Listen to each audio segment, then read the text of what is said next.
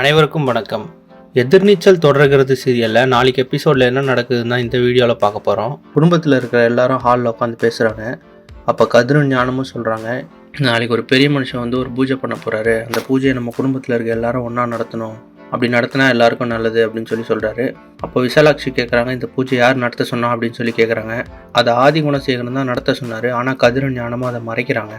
அப்போ நந்தினியும் ரேணுகாவும் சொல்கிறாங்க, சக்தியும் ஜனனியும் இல்லாமல் இந்த பூஜை நடந்தால் எப்படி ஒன்றா பண்ணுறதாகும், அவங்களும் இருந்தால் தானே எல்லாரும் ஒன்றா பண்ண முடியும் அப்படின்னு சொல்கிறாங்க.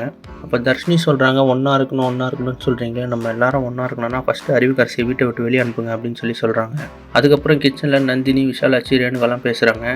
ஆதிகுணசேகரனோட பிளான் என்னென்னா, சக்தியும் ஜனனியும் வரத்துக்கு முன்னாடி உங்கள் எல்லாரையும் அவங்க கூட ஒன்றா சேர்த்து ஜனனியை வெட்டி விடணும் அப்படின்றது தான் ஆதிகுணசேகரனோட பிளான் அப்படின்னு விசாலாட்சி சொல்கிறாங்க. இன்னொரு பக்கம் பார்த்தீங்கன்னா, சக்தியும் ஜனனியும் கொடைக்கானலில் போகிற இடம்லாம் ரொமான்ஸ் பண்ணிகிட்டு இருக்கிறாங்க. தேவசாகம் வேறு அவங்கள மும்புறமாக தேடிட்டு இருக்கிறாரு. நாளைக்கு ஜனனியும் சக்தி இல்லாமல் பூஜை நடக்குமா, இல்லை ரேணுகா நந்தினிலாம் சேர்ந்து அதை தடுப்பாங்களா, ஆதிகுணசேகரன் என்னென்ன பிளான் பண்ண போகிறாரு, கொடைக்கானலில் இருக்க ஜனனியும் சக்தியும் தேவசாகம் கண்டுபிடிச்சி என்ன பண்ண போகிறாரு அப்படின்றது அடுத்தடுத்த எபிசோடில் பார்த்து தெரிஞ்சுக்கலாம். இந்த மாதிரி எதிர்நீச்சல் தொடர்கிறது சீரியல் அப்டேட்ஸ்க்கு நம்ம சேனலை சப்ஸ்கிரைப் பண்ணுங்கள், ஃப்ரெண்ட்ஸ் அண்ட் ஃபேமிலிக்கு ஷேர் பண்ணுங்கள். நன்றி.